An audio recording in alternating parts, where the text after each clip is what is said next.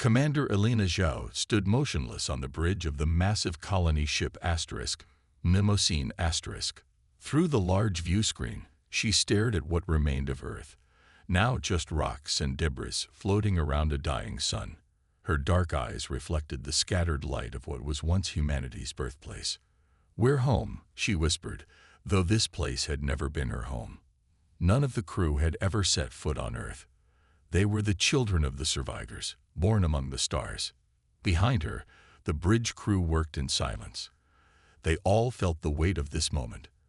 For 3,000 years, their people had lived with one purpose: to return and seek justice. "Scan the debris field," Elena ordered. Her voice was firm but quiet. "Look for the archive."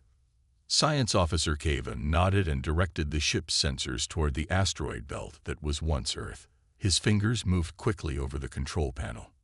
"I'm detecting unusual energy readings," he reported after a few minutes. "There's something out there that shouldn't be there after all this time." Elena nodded. "Send out the drones." Small robotic craft left the Mnemosyne * and moved through the asteroid field. The crew watched on their screens as the drones searched through the rocks and dust of their ancestral home.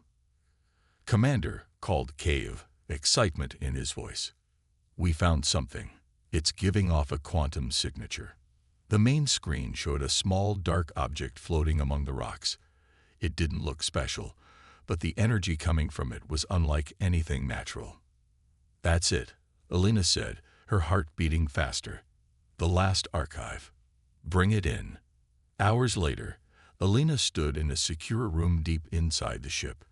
Before her on a table sat a black box about the size of her hand. It had no marks or writing on it. It looked simple, but it contained the last message from Earth. "Are you ready?" asked Captain Rodriguez, who stood beside her. Elena nodded. 3,000 years we've waited for this moment." Rodriguez placed his hand on the box. It recognized his human DNA and began to glow with a soft blue light. A hologram appeared above it, the face of a tired, older man in a uniform from the old Earth Defense Force. "If you're seeing this," the man said, "then some of us escaped. Some of us survived." The hologram showed images of Earth's final days, massive alien ships appearing in the sky, strange weapons that tore the planet apart piece by piece, the desperate evacuation ships launching as continents broke apart. "They call themselves the Vrexian Imperium," the man continued. "They came without warning, without mercy." The hologram changed to show technical data, alien ship designs, weapon systems, and a star map. "This is everything we learned about them before the end. Their weaknesses, their homeworld location. Use it well." The message ended with the man looking directly at them, as if across 3,000 years of time and space. "We die so that you may live. Remember us, and someday return." The hologram faded, leaving Elena and Rodriguez standing in silence. After a moment, Elena turned to the communication panel on the wall. "Contact Novaterra and all human colonies," he ordered. "Tell them we found it. Tell them it's time." The crew of the Mnemosyne * had been born for this moment. Their ancestors had escaped Earth's destruction with one promise: that humanity would survive, grow stronger, and one day return to face those who had tried to wipe them out. That day had finally come. The grand meeting hall of Novaterra was bigger than any room on old Earth had ever been. Darius Mason walked across the stage, his footsteps echoing in the vast space. Above him, the ceiling showed a real-time view of the stars and the 4 moons of Novaterra. Thousands of people sat in the hall.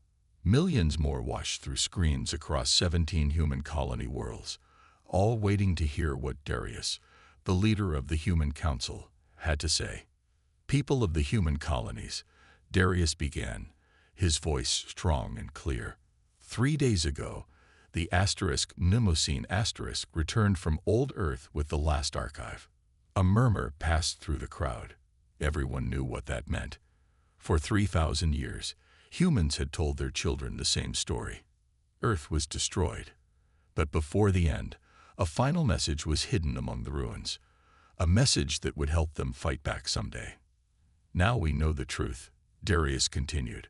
Earth wasn't destroyed by a natural disaster or cosmic accident. It was attacked by a species called the Vrexians. The huge screen behind him showed images from the archive, strange ships with sharp, angular designs, alien beings with hard shells and multiple limbs, weapons that could break apart planets. The Vrexians thought they ended humanity, Darius said. They thought they erased us from the galaxy. They were wrong. He pressed a button on his wrist, and the image changed to show a 3D map of the galaxy. A small blue area showed human territory, 17 worlds across 12 star systems. A much larger red area showed Vrexian space. While we rebuilt, they expanded. The Vrexians have conquered dozens of worlds and enslaved many species, but they don't know we survived. They don't know we've spent 3,000 years preparing. Darius looked out at the crowd, meeting their eyes. Our ancestors didn't just run away to save themselves. They ran to save humanity's future. They built these colonies not just as new homes, but as bases from which we would one day return. He waved his hand, and the screen showed the technological advancements humans had made since leaving Earth. Ships that could bend space, weapons that could pierce any shield, medicine that could heal almost any wound.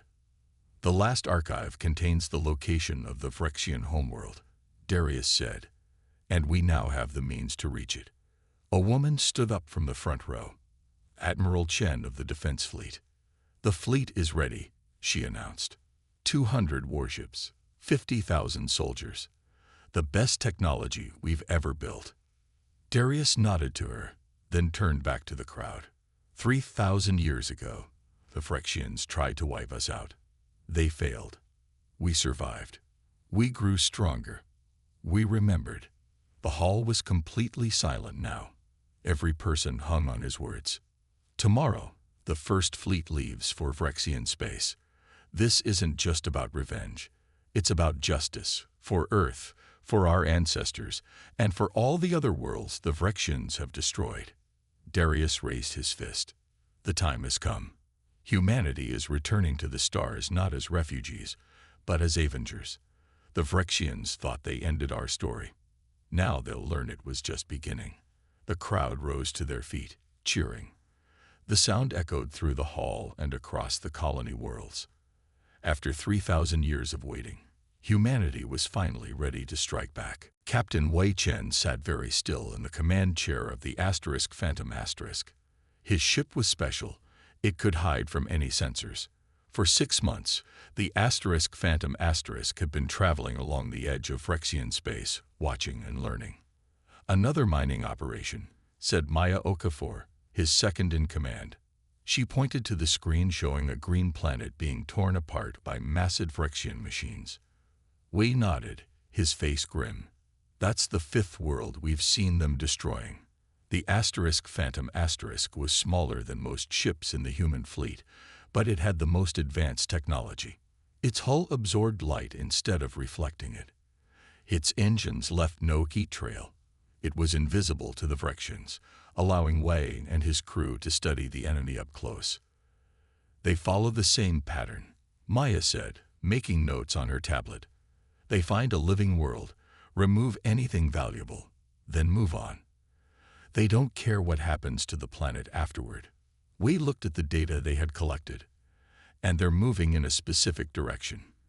If they continue on this path, they'll eventually reach our colonies.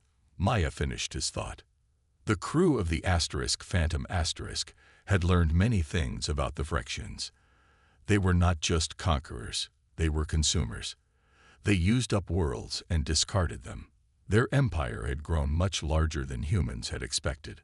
We have enough information, we decided. It's time to find the resistance. Intelligence from the last archive had mentioned other species fighting against the Vrexians. If humans could find these allies, they would be stronger together. Wei was about to order the ship to leave when an alarm sounded. Captain, called the sensor officer. I'm detecting a small ship leaving the planet. 3 Vrexian vessels are chasing it. On the screen, they saw a small battered ship flying erratically, trying to escape. Behind it, 3 larger Phyrexian ships fired energy weapons that barely missed their target. "It's not a Phyrexian design," Maya said, studying the small ship. "It must be from one of the local species." Wei didn't hesitate. "Move to intercept. Prepare weapons." The crew looked at him in surprise. Their mission was to observe, not engage. "Captain, our orders," Maya began. "I know our orders," Wei said firmly. "But I also know that when our ancestors flooded Earth, other ships tried to help them escape. Some succeeded, some didn't. I won't watch this happen and do nothing." The Phantom moved quickly into position. For the first time, the stealth system was switched off. The ship became visible, appearing suddenly between the fleeing vessel and its pursuers. "Target their weapons systems," Wei ordered. "Disable, don't destroy." Human weapons fired. Technology the Phyrexians had never seen before. The energy beams cut through Phyrexian shields like they weren't there. Within moments, all 3 enemy ships were drifting, their weapons disabled. "Open a channel to the small ship," Wei said. The screen showed the interior of the damaged vessel. Inside were beings Wei had never seen before. Tall, thin creatures with blue skin and large, fearful eyes. "You are safe now," Wei told them. "We are humans, and we offer you protection." The blue beings looked at each other in shock. One of them stepped forward. "Humans?" it asked in a strange accent. "But humans were destroyed thousands of years ago." Wei smiled. "We survived, and now we've returned." The grand meeting hall of Novaterra was filled with people again. But this time, not all of them were human. Ambassador Xantrol of the Kirethi stood tall at the center of the room. His blue skin glowed slightly in the light, and his 4 long arms moved gracefully as he spoke. Behind him stood representatives from 6 other alien species. "For generations, my people believed humans were extinct," Xantrol said. His voice was musical, rising and falling like waves. "The destruction of Earth is taught to our children as a warning of Phyrexian cruelty." Admiral Elena Zhao, now in charge of the First Fleet, stepped forward to meet him. Her uniform was decorated with medals from 30 years of service. "The Phyrexians thought they destroyed us," she said. "But we survived. We rebuilt. And now we want to help others who have suffered as we did." Captain Wei Chen and Maya Okafor stood nearby. After rescuing Xantrol's ship, they had brought the aliens back to Novaterra. It was the first contact between humans and the Kirethi. "My people are refugees," Xantrol explained. "The Phyrexians took our homeworld 50 years ago. We have been hiding, running, trying to survive, and we are not alone." He gestured to the other aliens behind him. Each looked different. Some had scales, others fur. One seemed made of living crystal, but all shared the same tired, haunted look in their eyes. "These are representatives from 7 species whose worlds were taken by the Phyrexians," Xantrol said. "We have formed a loose alliance to survive. When your Captain Chen saved us, we could hardly believe it." Maya stepped forward and activated a large holographic display. It showed the data they had collected on their mission. "The Phyrexians are stronger than we expected," she explained. "Their territory covers nearly a quarter of this arm of the galaxy. They have conquered at least 30 worlds that we know of." The alien representatives nodded sadly. This was not news to them. But Elena said firmly, "They have never faced humans before. And they certainly haven't faced humans and your people working together." She pressed a button, and the display changed to show human ships and weapons. "We've spent 3,000 years developing technologies along different paths than the Phyrexians. Our weapons can penetrate their shields. Our ships can hide from their sensors. And now, with your knowledge of their current methods and bases." Xantrol's eyes widened as he understood what Elena was suggesting. "An alliance? Between humans and the displaced species?" "Yes," Elena said simply. "You know the enemy as they are now. We have the technology to fight them. Together, We can do what neither of us could do alone." For a moment, Xantral was silent. Then, slowly, he extended all four of his hands. Alina took them in her own. "There is a prophecy among the stars," Xantral said quietly. "It speaks of the returned dead, who will break the Phyrexian Imperium. Until this moment, I thought it was just a story to give hope to the hopeless." He looked at Alina with new understanding in his eyes. "But you are the returned dead. Humanity, back from extinction. Perhaps the prophecy is true after all." Alina smiled. "We don't believe in prophecies, Ambassador. We believe in action. And now, it's time to act." The human flagship *Remembrance* moved silently through space. Around it, 50 other ships followed in perfect formation. This was the first strike fleet, led by Admiral Alina Zhao. "All ships report ready, Admiral," said Communications Officer Thomas. "The Kirathi vessels are in position as well." Alina nodded. On the main screen, she could see the Arcturus shipyard, a massive Phyrexian facility where they built their warships. It floated in space like a giant metal spider, with long arms extending outward. Dozens of half-built Phyrexian ships were attached to these arms. "The Phyrexians have never been attacked here," said Xantral, who stood beside Alina on the bridge. "They believe this place is too well hidden, too well protected."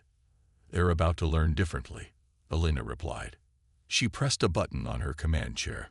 "All ships, this is Admiral Zhao. Today we strike the first blow for Earth, for Novaterra, for the Kirathi homeworld, and for all planets the Phyrexians have destroyed. Remember who we are. Remember why we fight." She took a deep breath. "Begin the attack." The human ships suddenly accelerated forward. The Phyrexians had never seen engines like these before, engines that could move ships faster than should be possible. Before the shipyard's defenses could react, the human fleet was upon them. "Fire quantum torpedoes," Alina ordered. Bright blue lights shot out from the human ships. When these torpedoes hit Phyrexian shields, they didn't explode against them. Instead, they passed through as if the shields weren't there. On the screen, Alina watched as explosions bloomed across the shipyard. The Phyrexian defenders scrambled to respond, but they were confused and disorganized. "They're trying to call for help," reported Science Officer Cave, who was monitoring Phyrexian communications. "But our AI systems are blocking their signals." This was another human advantage. For 3,000 years, human artificial intelligence had developed in ways the Phyrexians couldn't imagine. Now these AI systems were disrupting Phyrexian communications, leaving the shipyard isolated.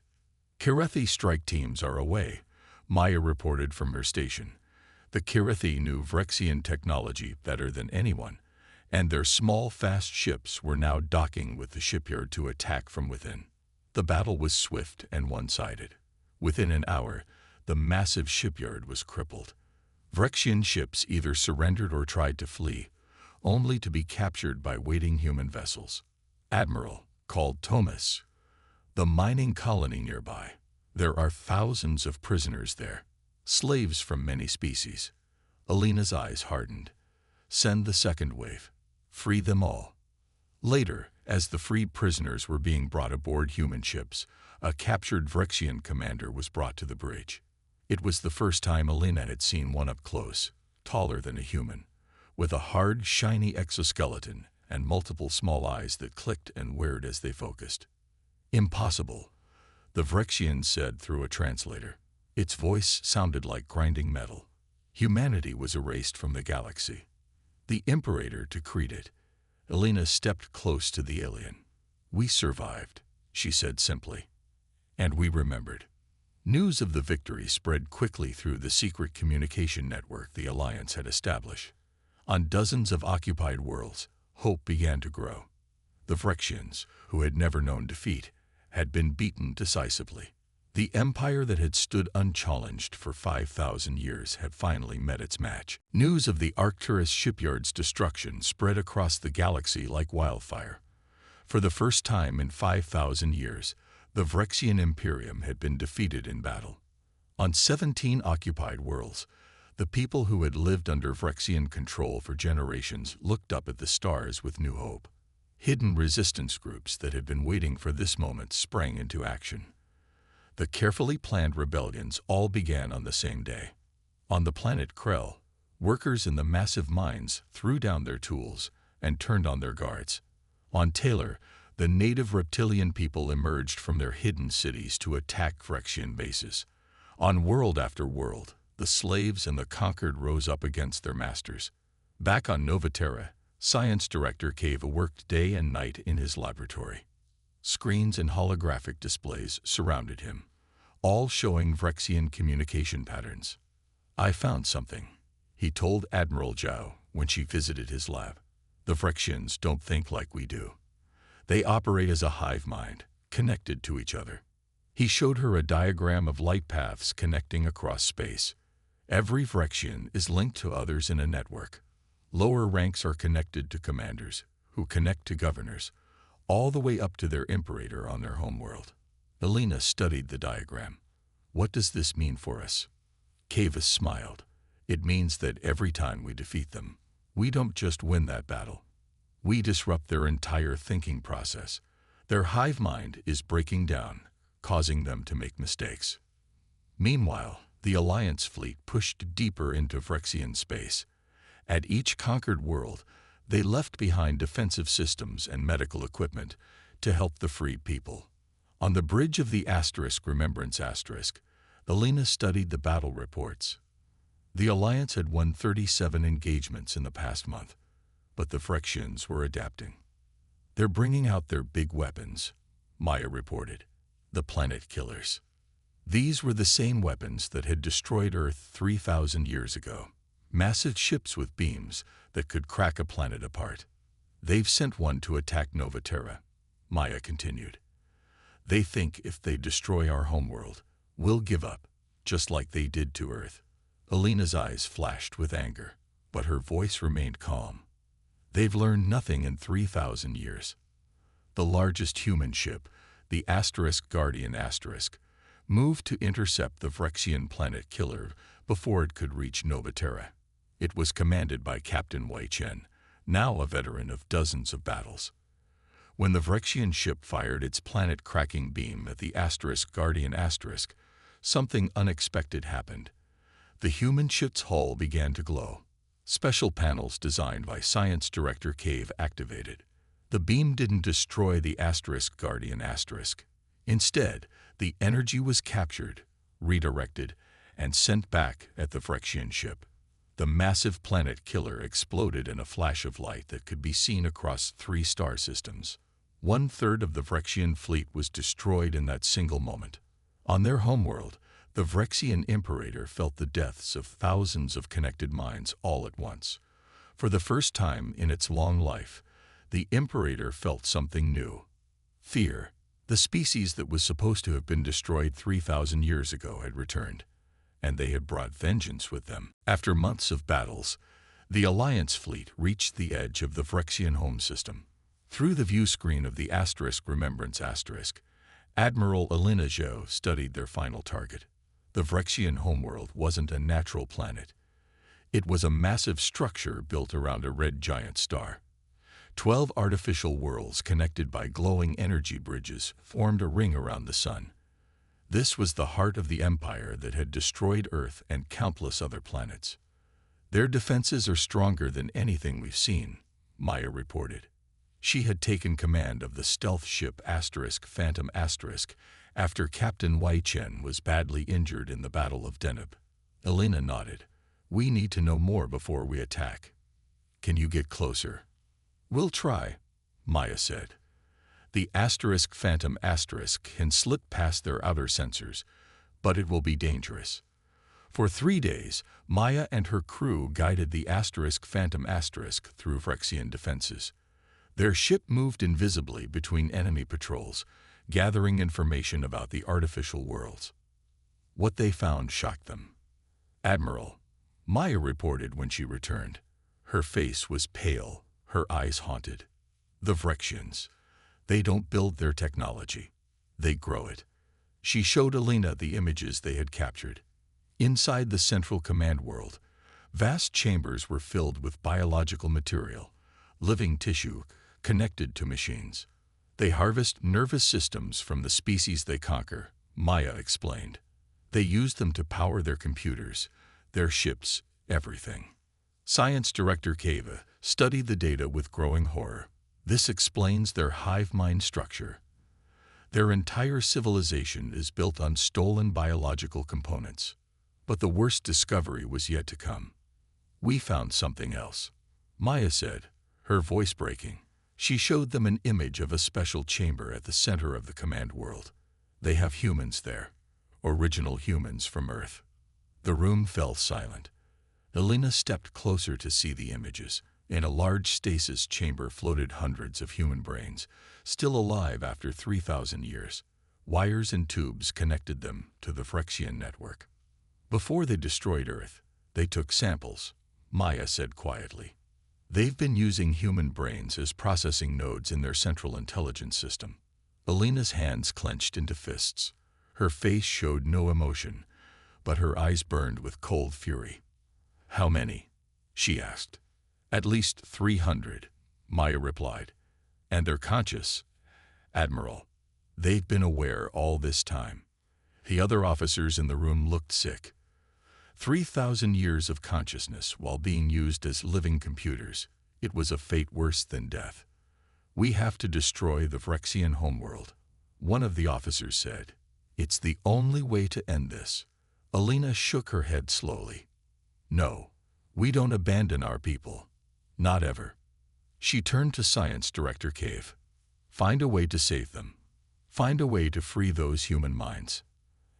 And then, she added, her voice dropping to a whisper that somehow seemed more terrible than a shout, then we will make the Phyrexians pay for every second of those 3,000 years. Science Director Cave didn't sleep for 3 days. He worked without stopping, surrounded by screens and holographic displays. Other scientists came and went, bringing data and testing ideas, but Cave remained. On the 4th day, he called Admiral Zhao to his laboratory. I have a solution, he said. His eyes were red from lack of sleep, but they shone with excitement. We can't physically remove the human brains from the Phyrexian network. They've been connected too long, but we can free their minds. He showed Elena a complex pattern of code on his main screen. I call it the liberation algorithm. It can separate the enslaved minds from the Phyrexian control system without harming them. Elena studied the code. Will it work on the other species they've captured too? Caven nodded. All of them. Any mind connected to their network can be freed. Within hours, a plan was formed. A small strike team would infiltrate the central command world and upload the algorithm directly into the Phyrexian network. Meanwhile, the Alliance fleet would attack the outer defenses as a distraction. The strike team included humans, Karathi, and members of 5 other species. They boarded a small ship disguised as a Phyrexian supply vessel. Maya Okafor volunteered to lead them. This won't be just a military victory, Maya told her team as they approached the command world. This is a rescue mission. We're saving our own. Using fake identification, codes the Phantom had stolen, they docked at the command world. Wearing captured Phyrexian armor, they moved through the massive structure toward the central core. Along the way, they fought through several groups of Phyrexian guards. The liberation team's weapons were silent and deadly. Each member had trained for this mission, knowing its importance. Finally, they'd reached the central chamber, a vast room filled with glowing tubes and tanks. Inside each tank floated a brain or neural system, connected to the Phyrexian network by thousands of wires. There they are, Maya whispered, looking at the human brains. Our ancestors. A Karathi scientist began connecting Kava's device to the main control panel. But before they could upload the algorithm, alarms sounded throughout the facility. We've been discovered, one of the team members shouted. Maya made a quick decision. Continue the upload. The rest of us will hold them off. A fierce battle erupted in the chamber. Maya and the others formed a defensive circle around the scientist working on the upload. Vrexian soldiers poured in from all entrances, but the team fought with desperate courage. On the command ship *Remembrance*, Alina watched through the strike team's cameras. "Send in the second wave," she ordered. "Give them more time." Inside the central chamber, the Kirethi scientist looked up. "It's done. The algorithm is uploading." Throughout the massive Vrexian structure, something strange began to happen. The lights flickered. The background hum of machinery changed tone. And inside the tanks, the enslaved minds began to wake up. But the Vrexian Imperator, sensing the attack on its network, activated a final defense. A quantum bomb designed to destroy everything rather than accept defeat. The strike team saw the countdown begin on the main screen. They had only minutes before the entire system would explode. 5 minutes until detonation, announced the automated Vrexian voice throughout the central command world. Maya Okafor looked at her team, then at the tanks containing the human brains. 3,000 years of waiting, and now they had only minutes to save them. "We need to redirect the bomb's energy," said the Kirethi scientist. "If it explodes here, it will kill everyone." "Can we disarm it?" Maya asked. The scientist shook his head. "No, it's connected to the Imperator's own mind, but we can change its target." On the main control panel, displays showed that the liberation algorithm was spreading throughout the Vrexian network. The enslaved minds were waking up, gaining control of their own thoughts after millennia of servitude. "The algorithm," Maya said suddenly. "Can we use it?" The scientist's eyes widened. "Yes. Instead of just freeing the minds, we could redirect the bomb's energy to target only the Vrexian consciousness, leaving the other minds intact." They worked frantically, modifying the algorithm as the countdown continued. Throughout the command world, Vrexian soldiers fell inactive as their connection to the hive mind was disrupted. 3 minutes to detonation. On the *Remembrance*, Admiral Zhao watched through the team's cameras. "We need to pull them out," said one of her officers. "Not yet," Alina replied, though her hands gripped the arms of her command chair tightly. "They're almost there." In the central chamber, Maya and the scientist finished the modifications. "Uploading revised algorithm," the scientist announced. 1 minute to detonation. The upload bar on the screen filled slowly, too slowly. "We need to stay and make sure it completes," Maya told her team. "The rest of you, get to the ship." "We stay together," said a tall Kirethi warrior. The others nodded in agreement. 30 seconds to detonation. The upload completed with just seconds to spare. Throughout the Vrexian system, the modified algorithm spread instantly through the network. 10 seconds. 9. 8. Maya and her team held their positions, ready for whatever came next. 3. 2. 1. A blinding white light filled the chamber, but instead of an explosion, it was more like a wave passing through everything. The team members felt a strange tingling sensation, but they remained unharmed. When the light faded, every Vrexian in the facility lay motionless on the floor, but the tanks containing the enslaved minds now glowed with a gentle blue light. "We did it," whispered the scientist. The quantum energy targeted only the Vrexian consciousness. One of the display screens activated by itself. On it appeared the face of a human woman, older, with kind eyes and short gray hair. "Can you hear me?" she asked. Her voice sounded surprised, as if she hadn't spoken aloud in a very long time. Maya stepped forward. "Yes. Who are you?" "My name is Dr. Anna Chen. I was Earth's leading quantum physicist before the cataclysm." The woman looked around through the camera. "You really came back for us." More screens activated around the room. On each one was a different face. Humans from old Earth, their minds preserved for 3,000 years. "We always believed some would escape," Dr. Chen said. "But we never imagined you would build such a civilization, develop such technology, and then return to find us." Maya smiled, tears in her eyes. "We remember our promises, Dr. Chen. No human gets left behind." Through their tears, Maya and her team didn't notice a warning flashing on one of the distant monitors.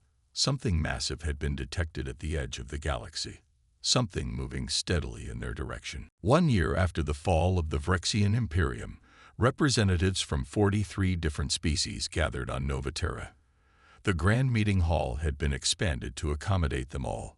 Tall, short, scaled, furred, crystalline, gaseous. Beings from across the galaxy stood together in peace. Admiral Elena Zhao, now with silver streaks in her dark hair, walked slowly to the center of the stage. The hall fell silent. 3,000 years ago, she began, humanity faced extinction. The Vrexians destroyed our homeworld and believed they had erased us from the galaxy. She looked around at the assembled representatives. But we survived. We rebuilt. And eventually, we returned, not just to avenge Earth, but to ensure no species would ever suffer as we did. On a raised platform near Elena stood several human figures that looked slightly different from the others. These were the liberated minds from old Earth, now housed in advanced synthetic bodies. Their memories and knowledge had survived 3,000 years of captivity. Dr. Anna Chen stepped forward to join Elena.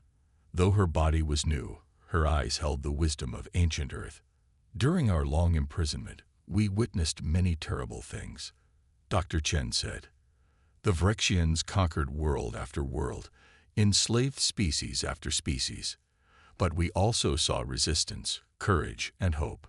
On large screens around the hall, images appeared of planets being restored. The Alliance had developed technology to heal worlds the Vrexians had damaged. Green forests were growing again on barren planets. Oceans were returning to dried lake beds. Today, we form not just an alliance, but a covenant, Elena continued. A promise between all our worlds. Never again will any species face extinction alone. Never again will the strong be allowed to prey on the weak. Representatives from each species came forward to sign the new covenant. Some used hands, others tentacles. Some simply pressed specially adapted seals into the document. Later that evening, Elena stood with Dr. Chen in the observatory atop the Grand Meeting Hall. Through the large windows, they could see the stars and Nova Terra's 4 moons. We recently discovered a small planet, Elena told Dr. Chen. It's remarkably similar to old Earth. Blue oceans, green continents, breathable air. We've named it Remembrance. Dr. Chen smiled. A fitting name. Some of the freed Earth minds want to settle there, Elena continued, to build something new that honors what was lost. And what about you, Admiral? Dr. Chen asked. Will you finally rest? Elena's eyes moved to a display showing deep space readings. The mysterious objects at the edge of the galaxy were still there, still moving slowly inward. Not yet, she replied. The universe is vast and full of unknown dangers. The Vrexians mentioned something in their records, older beings they feared, lurking between the galaxies. Dr. Chen nodded. Then we'll face them together, whatever they are. Humanity has learned its most important lesson. We are stronger united than divided. Outside the window, ships from a dozen worlds moved in formation, the new Covenant fleet, with the human vessels at their center. 3,000 years ago, humanity had flowed into the darkness of space as refugees. Now they had returned as leaders, protectors, and avengers. The story of humanity's near extinction was now just one chapter in a much larger tale. The next chapters would be written among the stars, with new allies and new challenges. But whatever came from the darkness between galaxies, humanity and their allies would face it together. They had remembered. They had returned. And they would never be erased again.